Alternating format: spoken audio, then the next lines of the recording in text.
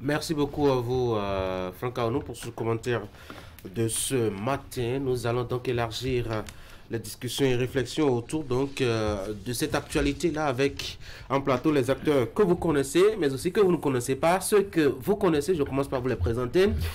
Eric, bonjour. Bonjour Tanguy. William, bonjour. Bonjour. Celui que vous ne connaissez pas par ici, Stanislas Amoa, qui est responsable, directeur de l'information de PIS FM. Stanislas, bonjour. Bonjour Tanguy, bonjour à tous. Alors, merci beaucoup à tous d'être là. Ce matin, je propose que nous échangions autour de trois axes. Boni Yahi pour sa posture, désormais à la tête du parti. Éric Rondeté aussi pour sa position désormais au niveau du parti. Et puis, qu'est-ce qui va changer dans le fond, aussi bien dans le quotidien du parti que sur l'échiquier politique national. Alors, commençons par le maître des choses désormais à l'aide démocrate, Boni Yahi. Pourquoi vient-il à la tête, je dois dire, du parti, Eric? Je pense parce qu'il a toujours voulu être à la tête du parti. Avec ce qui s'est passé à Parakou, on comprend aisément que le poste de président d'honneur était pour lui insuffisant. Et peut-être que pour ça, il fallait davantage renforcer son influence au niveau du parti. C'est vrai que dans une démocratie comme la nôtre, il faut une mouvance, il faut aussi une opposition. C'est comme ça que le jeu politique, ça se passe dans les grandes démocraties. Alors, ce que nous avons vu, pour moi, nous sommes passés à côté de l'esprit de la réforme du système partisan qui, en termes d'objectifs, voudrait qu'au niveau des partis politiques, que ce soit les partis politiques qui dominent et non qu'on construit l'idéologie autour de l'identité d'une seule personne. Oui, mais il faut bien il faut bien désigner un responsable, je suis d'accord, mais aujourd'hui, les qui ont décidé de porter leur choix sur le président. C'est vrai que j'ai écouté le responsable de la communication, c'est ce qu'il nous a, enfin c'est ce qu'il a expliqué, qu'ils ont fait appel à Boni Yahi et puis l'a accepté. Je pense qu'on connaît ce discours, hein, où quand on veut un peu maquiller l'influence de quelqu'un, on fait croire que c'est de façon volontaire que la personne a accepté tout ça. Et Boni a toujours voulu ça, et il a eu. Maintenant, la conséquence c'est que nous allons vivre les 3 prochaines années, en tout cas pour les élections générales, des tensions. Parce que nous savons ce qui va se passer. On aura du Yahi. On viendra tout à l'heure voir qu'est-ce que ça va avoir comme influence sur la vie politique nationale. Stanislas, pourquoi Boni Yahi vient-il à la tête des démocrates? Bon, là, vous me posez une question, je ne sais pas quoi répondre parce que je n'étais pas au Congrès. Mais bon, en tant que journaliste, analyste des faits de la vie politique de notre pays, il faut dire simplement que l'homme n'a pas quitté sa nature en fait. Parce qu'on dit chasser le naturel, il revient au galop. Donc, on a retrouvé un Boni Yahi qui est dans ce qui conviendrait d'appeler sa nature, tout simplement. Donc, il a eu sa nature, c'est être au devant de la scène, avoir, vouloir guider toutes les choses, notamment au niveau du public, au niveau de la vie publique et tout ça. Et Yahi Boni a eu quand même le temps de nous distraire un peu, parce que on a vu sur les réseaux récemment son attachement pour un certain retour au gospel. Il a chanté, et tout. Donc on se disait à un moment, bon, c'est bon quoi, il a promis retourner quand même à ses amours de pasteur, d'évangéliste, c'est bon, on y est. Sauf que, il a fallu le congrès de ce samedi pour nous prouver qu'en réalité, l'ancien chef d'État a toujours ces relents-là et puis il est revenu à ses anciens. Franck l'a souligné tout à l'heure, il y avait quand même quelque part une petite crise à l'interne au niveau du parti les démocrates. On sait que Éric Rondeté était pratiquement partagé, sinon déchiré, soupçonné. Cela même lui a valu quelques instants d'émotion le samedi à l'ouverture des travaux. Moi j'ai vu Yahi venir. Vous savez, je pense qu'il ne faut pas être dupe. Et moi j'ai lu entre les lignes et je demandais sur ce même plateau, au courant d'une autre émission, à un élu démocrate à l'Assemblée nationale si le congrès de Parakou ne devrait pas reconfigurer le Parti des démocrates. C'était peut-être une prédiction, c'était peut-être une conjecture, mais elle avait toute sa place dans un parti politique qui ne s'identifiait qu'au bilan d'un seul homme. Un parti politique qui s'est basé sur Boni Yahi pour refaire sa santé sur la place politique, d'abord pour faire ses marques en allant à l'Assemblée nationale. Sinon, voyez le tour ou les différents tours de Boni Yahi dans le Bénin à la veille des législatives dernières pour voir l'impact de ce monsieur. Voyez l'activisme de Boni Yahi depuis les législatives, sur tous les fronts sociaux, sur tous les sujets d'actualité. Il était à Malanville, à Barakou, à Semekrake. Moi, j'ai vu un Boni Yayi venir au moment où Éric Rouneté, qui jusque-là était président du parti, s'effaçait progressivement de la scène politique. On dira qu'il n'est pas, bon, permettez le terme, mais je pense que c'est la caractéristique de Boni Yayi. Il n'est pas populiste peut-être comme Boni Yayi, il n'est pas un homme des bains de foule, il n'est pas un homme qui harangue les gens, c'est plutôt le politique qui depuis ses passés politiques est dans les analyses et dans la rhétorique politicienne.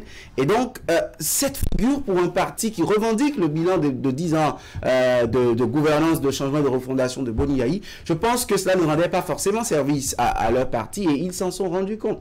Moi, j'ai vu Boni Yayi venir parce que, d'une manière ou d'une autre, le terrain lui était préparé, on lui balisait la route d'une manière ou d'une autre pour revenir au devant de la scène politique. C'est un choix. Parce que dans ce Bénin, nous avons vu des présidents s'effacer après leur gestion, Mathieu Kérékou. Il y en a d'autres qui sont revenus dans la scène politique, qui n'étaient peut-être pas président de la Renaissance du Bénin, mais étaient la figure politique principale aux côtés de ce népotisme, pas népotisme, mais de ce cercle familial qui était autour de lui pour gérer au point où il est revenu à la mairie de Cotonou. Ailleurs aussi, c'est possible. On a vu Abdoulaye Wade qui jusqu'aujourd'hui est président du PDS et ça existe. Henri Konan Bédié jusqu'à sa mort était la figure du PDCI, bien qu'ayant exercé la fonction présidentielle.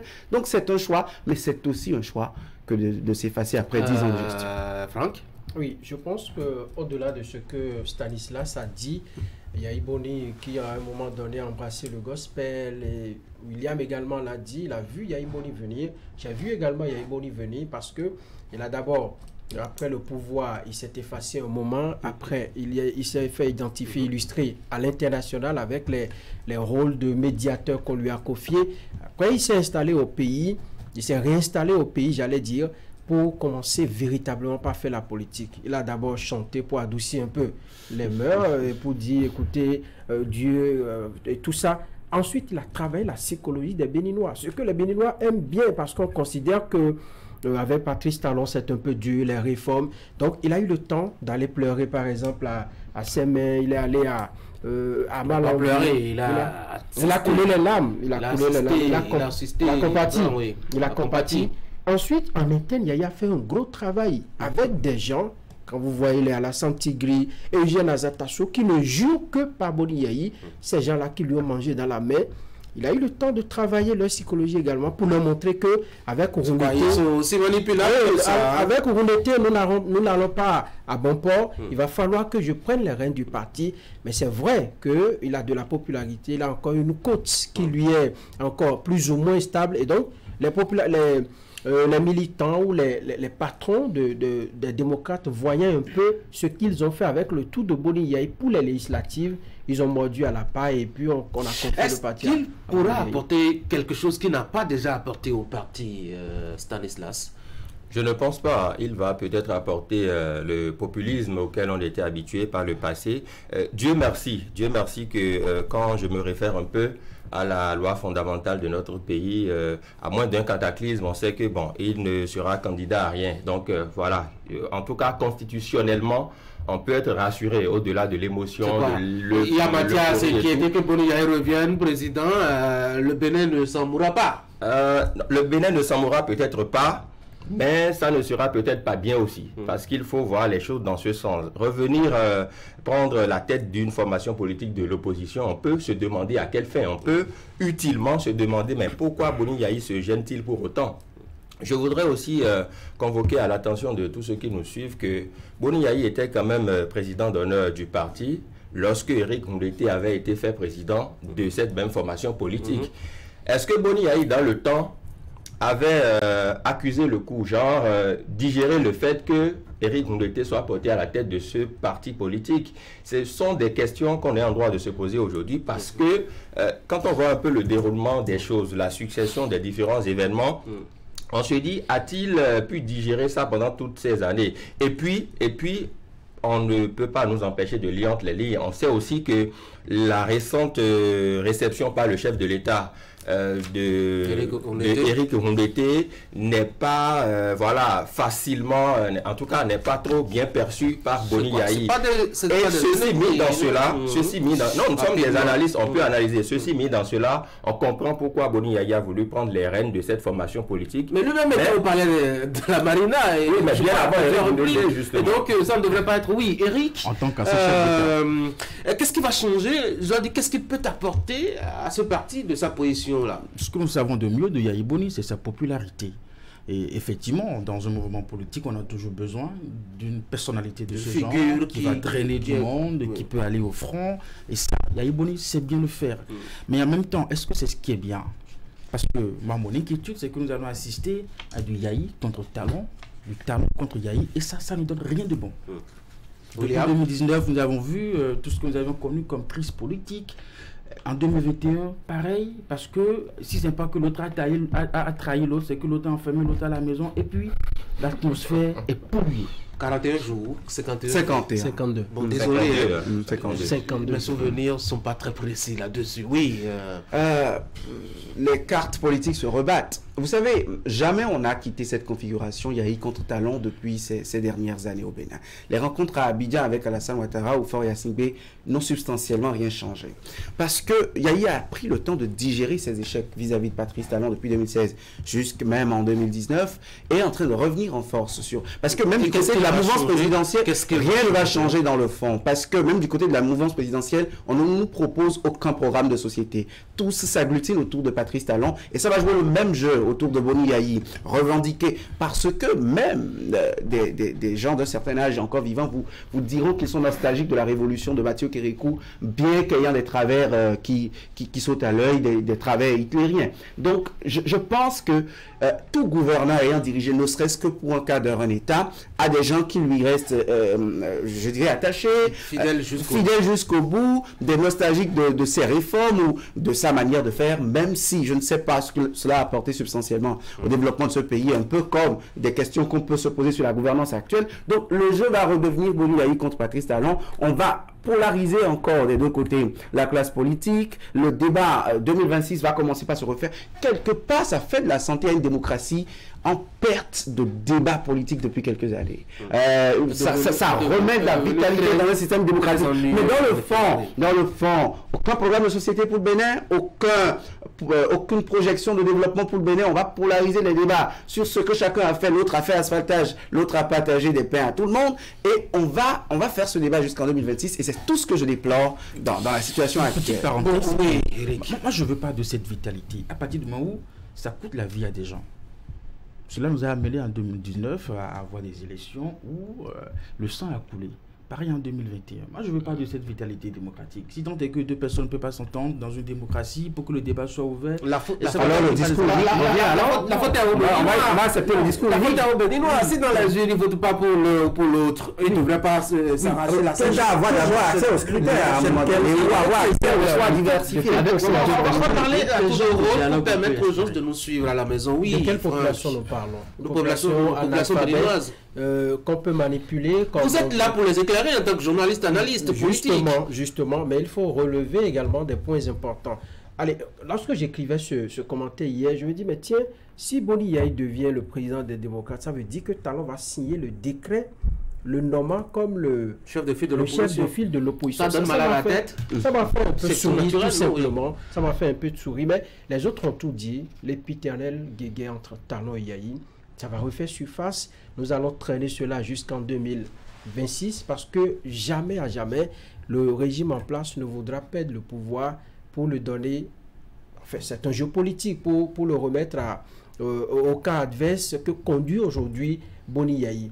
Alors, si Boni Yayi veut réussir à ce poste, il a des défis de l'unité, si tant est qu'on reproche à Éric Rondeté de ne plus faire l'unanimité à cause d'un manque de confiance, il va faire il va rechercher l'unité, concilier toutes les positions, parce que là maintenant, eh bien, je ne vois pas Éric Rondeté gober tout ce que Yayi Boni va faire, ainsi de suite. Et il a d'autres choix peut-être? Non, il aurait souhaité garder la présidence du parti. Ensuite, il doit bien négocier les rendez-vous politiques et changer, à mon avis, de discours. Parce que là, il s'agit du Bénin, c'est vrai, il faut critiquer. Parce ça qu'à ressemble à Parakou, du il y a eu des mots forts, il y a eu des discours assez acerbes contre le régime en place. C'est leur rôle, ils sont dans leur rôle. C'est pas la première fois on assiste à ça.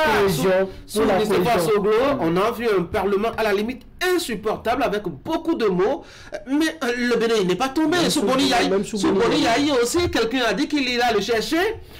La nuit n'est pas tombée sur le Bénin. Même sous Kérékou, son plan avait un discours très acerbe. Pourquoi est-ce que quand c'est acerbe aujourd'hui, ça doit déranger? Non, ça ne dérange pas. Mais lorsqu'on fait recours, par exemple, aux événements de 2019, vous avez vu, il y a eu une tension assez tendue. Enfin, une tension palpable dans le pays jusqu'en 2019. Et à la faveur de cette tension-là, vous avez vu ce qui s'est passé, notamment dans le septentrion à Parakou. Donc, lorsque nous tirons sur la ficelle, et nous tirons trop, ça risque de céder. Et c'est de cela que on va faire avancer ce débat. On va observer maintenant la position de Éric Rondeté. Disgrâce, humilité, fatigue, envie de retraite. Quand vous analysez sa position, William? N'oubliez pas le parcours de Rondeté. Rondeté a fait une opposition 10 ans durant à Boni Yahi, avant la fin de mandat, où il a trouvé finalement quand ce dauphin de Boni Yahi avait un certain espoir pour le Bénin, et je présume que c'était par phobie ou par parjure à la personnalité de Patrice Talon, qui pourrait être président si Lionel Zessou n'était pas élu. Et justement, le scénario qu'il craignait est arrivé, et Patrice Talon a été élu président. Donc, il a été d'une manière ou d'une autre contraint à faire l'opposition à Patrice Talon, et donc à se retrouver du côté de ceux qui étaient les radicaux opposants à Patrice Talon. Donc il y a déjà que cette deal entre Rondeté et les démocrates n'est pas de souche, n'est pas très idéologique.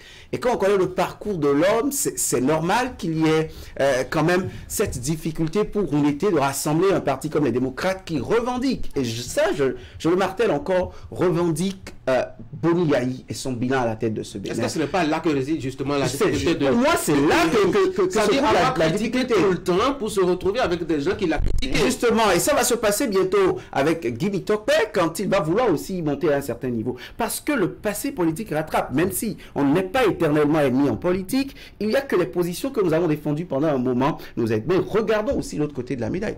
Ça peut être une stratégie politique pour faire reposer Rondeté de sorte à le préparer à la présidentielle. Et préserver son image. Justement, Boni Yahi travaille le fond du populisme parce qu'au fond, il ne nous propose rien. Ça, je le dis encore. Le parti de la démocrate ne propose rien. Ça va être très intelligent cette option. On travaille à conserver Rondeté, à le préparer pour que le choix du candidat à la future présidentielle ne divise pas encore les démocrates comme c'était le cas en 2021. Avec tout ce que moi j'ai pu observer, c'est vrai que William l'a dit, ça peut être peut-être très stratégique.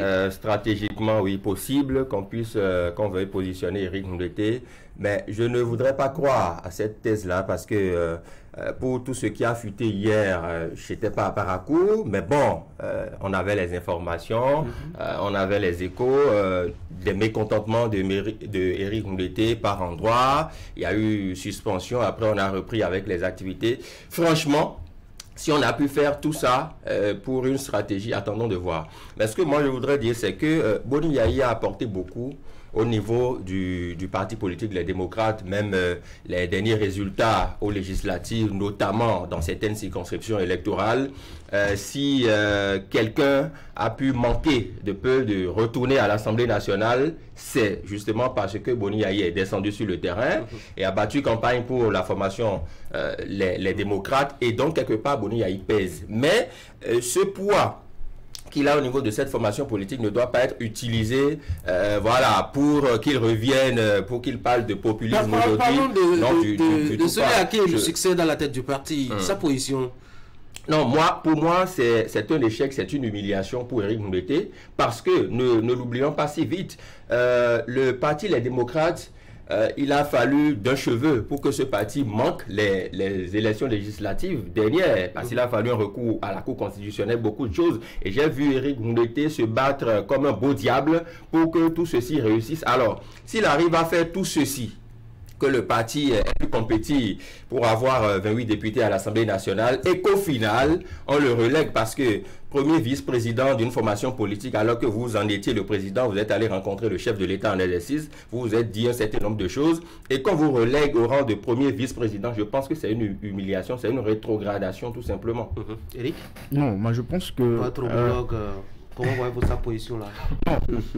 Eric Bouni, il n'a pas, justement. il n'a pas quitté son fauteuil parce qu'il est fatigué, encore moins parce qu'il a échoué.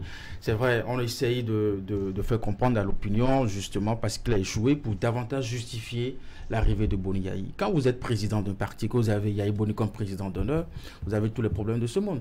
J'imagine que tout le temps qu'il a eu à occuper ce poste, ça n'a pas été facile pour lui. Et il a fait savoir dans son discours, humiliation, il a tout subi.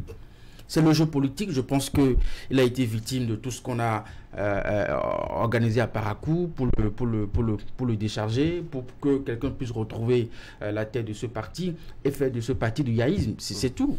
Franck? Oui, je dois dire que il y a des ambitions, hein. Si vous lisez bien entre les lignes, puisqu'il n'est plus présidentiel. En 2026, ne soyez pas surpris que Yayi conduise la liste qui doit aller aux législatives pour se retrouver à l'Assemblée, chercher même, ambitionner. On avait juré par tous les dieux que ce sera le cas en 2023, rien n'est arrivé. On avait juré par les passés. Non, mais il occupait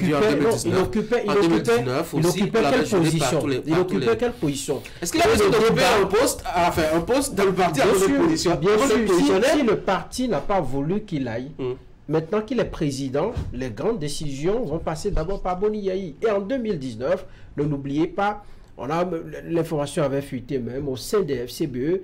C'est l'ambition qu'il avait, bien entendu. Et comme ça n'a pas marché là-bas, eh bien, Yayi Boni a dit, je n'ai plus rien à foutre ici, il faut changer de... Je ne pense pas que ce soit la seule raison qui a amené la cassure. Non, c'est l'une des raisons. C'est pour dire à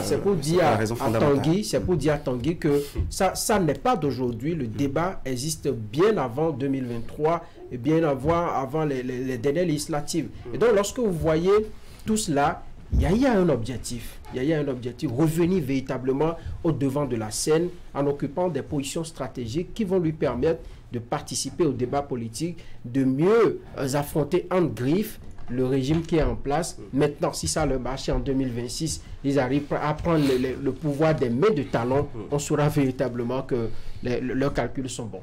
Que fera les démocrates pour le reste des 3 ans qui nous séparent? Ils vont subir. Le parti va subir les décisions de Yayi, qui peut-être, je ne sais même pas s'il va prendre le soin même de consulter les membres de ce bureau avant de prendre ces décisions. Ils vont subir, comme il sait bien le faire. Ils vont beaucoup dépenser d'argent. D'abord, j'ai une peine pour les députés qui sont à l'Assemblée nationale. Toutes les fois qu'il va se déplacer, ils vont se mobiliser pour financer tout ça. En tout cas, ils vont subir.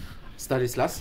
Je pense au-delà de ce qu'ils subissent, il y a aussi il peut y avoir des défections, des démissions, parce que William le disait, toutes les cartes sont rebattues désormais. Donc Boni Yayi, oui, il est porté à la tête de cette formation politique, mais ça ne peut pas plaire à tout le monde. Donc les gens iront peut-être se chercher ailleurs. Il y aura peut-être des ralliements. En tout cas, d'ici 2026, ça promet, ça va bouger en tout cas.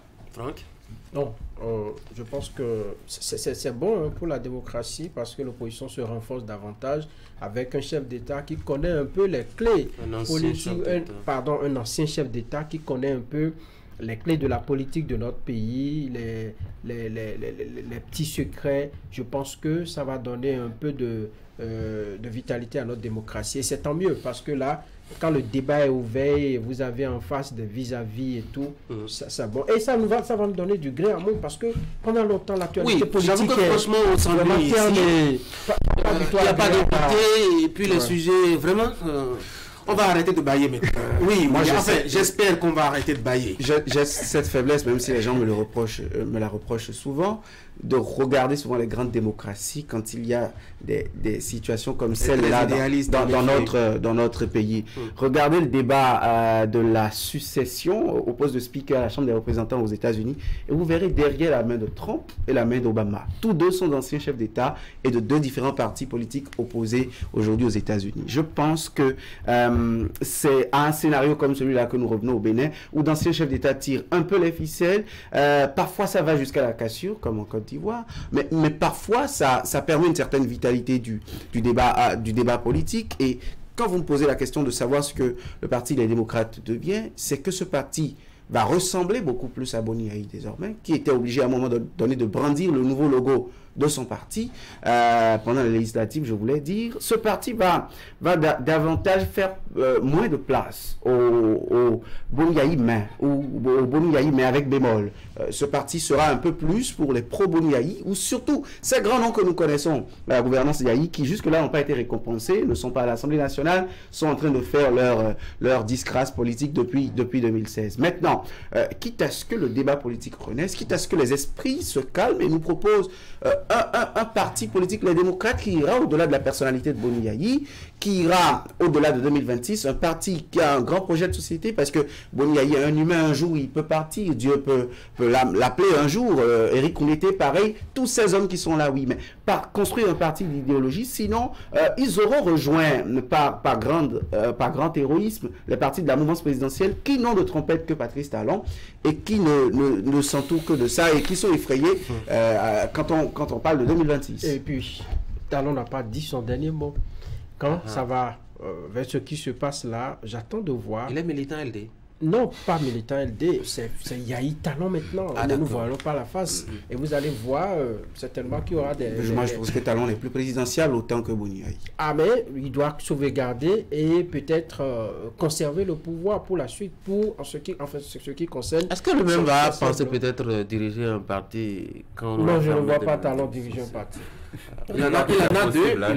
Il n'en a pas deux. Il a des satellites aussi. Tout est possible. Il en a plusieurs. Mais il faut qu'un jour, ce ne soit au Bénin, que ce ne soit plus après la vie politique, la vie à la tête de l'État, que les chefs d'État deviennent des politiques. Mais il faut que le système partisan, tant ventilé dans sa réforme, puisse nous produire des politiques qui vont présider aux destinées de ce pays. Je pense que c'est important. Si c'est après la vie à la tête du Bénin qu'on se fait une santé politique et qu'on a une image à défendre après et qu'on impose à la limite à la classe politique, je pense qu'il y a un problème.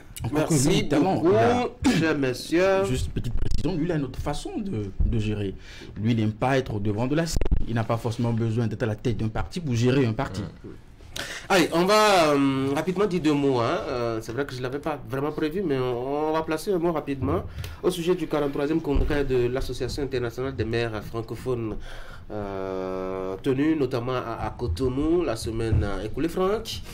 Rendez-vous de lumière sur le Bénin, sur Cotonou, mais les décisions aussi, il faut s'intéresser à cela. Oui, rendez-vous de lumière, c'est bien au-delà. Moi, je pense que les maires nous avons eu le plaisir de recevoir une maire d'une commune du Cameroun qui est passée ici, c'est une dame, et tout le bien qu'elle a dit de cette rencontre, je pense que au-delà de l'aspect scientifique, de l'aspect protocolaire de cette rencontre, c'est un véritable brassage.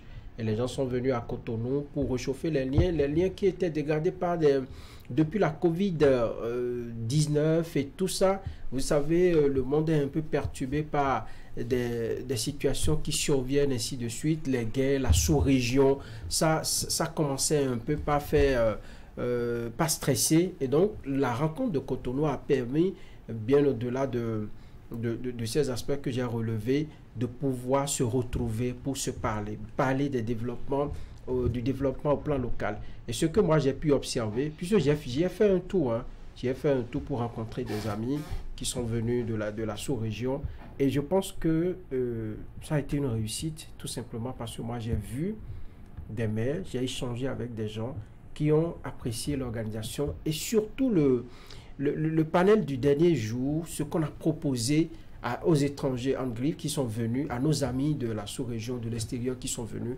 Je pense que Lucas Atropo a gagné le pari d'une bonne organisation, et de telles rencontres. On avait Anne Hidalgo, c'est ça, maire de Paris. On avait d'autres représentants qui sont venus de l'Hexagone, et je pense que même la France qui aujourd'hui, dit-on, n'est plus trop présente dans la sous-région, la France s'est fait représenter, et c'est important pour les relations communes. Tant mieux pour la francophonie, tant mieux pour l'exercice démocratique en cours, je voulais dire l'expérience de la décentralisation en cours dans nos États, tant mieux également pour ces villes qui désormais partent un peu plus aguerries sur le développement axé sur la culture et les arts, bien que ce soit des diversités, on est tenté de dire des dissemblances entre nous, ces éléments peuvent être des points, des leviers sur lesquels on peut développer nos communes, tant mieux pour l'intercommunalité, bien sûr j'y arrive, entre les villes d'Afrique, les villes francophones d'Afrique, et bref,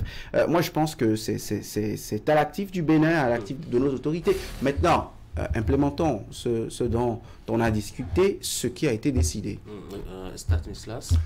Pour moi, c'est le problème de l'implémentation qui se pose. Parce que c'est bien beau, hein, signer des accords de coopération, voilà, amener la maire de Paris, la maire de telle ou telle grande ville. Tout ça, c'est bien beau. Mais on parle du développement à la base. Les communes à la base vont retenir quoi? Les populations à la base. Quel sera l'intérêt pratique pour elles? En fait, c'est de ça qu'il s'agit. Les discours devant les écrans, les caméras, tout ça, c'est bien beau. Le 4-po, oui, une diplomatie communale à nul autre pareil, tout ce qu'on veut, d'accord. Mais quand on a fini ça, quelles sont les retombées à court, moyen et long terme pour les populations qu'il dirige au niveau de la mairie de Cotonou et au niveau des autres mairies? C'est de ça qu'il s'agit. Tant qu'on ne va pas réfléchir dans ce sens, et puis voilà, organiser des... Oui, j'ai vu même des personnalités étrangères admirer la place de l'Amazone, les prouesses du Bénin. Tout ceci, c'est bien beau. Mais dans le fond, dans le concret, les populations à la base, quel sera le ressenti? Comment vont-elles être impactées de façon profonde par rapport à tout ce qui a été décidé? Donc, c'est ça, c'est bon, la diplomatie, mais il faut du concret à la base. Eric? Vous savez, hier, on pouvait venir, quand je dis hier, quelques années en arrière, on pouvait venir à Cotonou et ne rien admirer. La réalité, elle est tout autre. Qu'est-ce que l'admiration nous apporte? Selon les indiscrétions, vous savez, il y a un mois, on veut du développement. Eric, à la barre. Ce congrès était parti pour être reporté en raison d'un certain nombre de situations avec ce qui se passe au Niger et un peu partout et tout ça. Mais le maire du 4-po, étant membre de l'IMF, a pesé de tout son poids pour que le congrès reste à Cotonou et ça a été fait. Et ce qui témoigne le plus, ce n'est pas le maire, ce n'est pas ses collaborateurs, ce sont les invités que nous avons reçus pour avoir vu les infrastructures, la propriété dans la ville et qui ont comparé Cotonou à Kigali. Déjà, ça commence. Et donc, il y a une dynamique qui est en cours dans ce pays qu'il faut saluer davantage, justement. En termes de retombées, vous savez, quand vous signez un accord de partenariat avec une ville comme Paris, c'est pas qu'on se lève du jour au lendemain qu'on se retrouve aussi. C'est un long processus. Nous connaissons les Français en termes d'exigences et puis tout ça. Quand la maire a été reçue, a été accueillie à l'aéroport, elle a lancé une invitation pour les Jeux Olympiques. Donc ça veut dire que dans ce cadre, il y a des Béninois qu'on va identifier dans le secteur des arts et de la culture qui pourront vraiment participer à ce grand rendez-vous. Vous avez des coopérations sud-sud qui ont été renforcées, justement, des villes du Bénin qui ont eu 4 jours justement pour échanger avec d'autres maires des autres communes. Et puis une décision forte, c'est la déclaration des maires du Sahel, pour montrer que si même entre États, des rapports peuvent être tendus et qu'on ne peut plus échanger, entre communes, on doit pouvoir échanger. Et ça a été la voix des maires du Niger, du Burkina Faso et puis du Mali. Nous savons également la situation à ce niveau et qui n'empêche pas justement ces pays à envoyer leurs représentants à Cotonou pour vivre vraiment ce congrès. Je pense que il y a la signature du Bénin qui se renforce davantage et qui montre qu'au Bénin, nous pouvons accueillir des grands événements et bien les organiser, recevoir de grandes personnalités. Et je pense que l'année prochaine, il y a encore une autre rencontre de ce genre qui se tiendra à Cotonou. Bon, le petit commerce, les hôtels qui ont accueilli des invités, moi je pense que ce sont des retombées non négligeables pour le Bénin. Donc on a fait beaucoup plus de tourisme. On a fait beaucoup plus de tourisme. Si ça se résume à l'admiration. Oui, mais ça rapporte quand vous admirez vous allez quelque chose, juste ça vous fait déplacer, ça vous fait dépenser, vous restez dans le pays.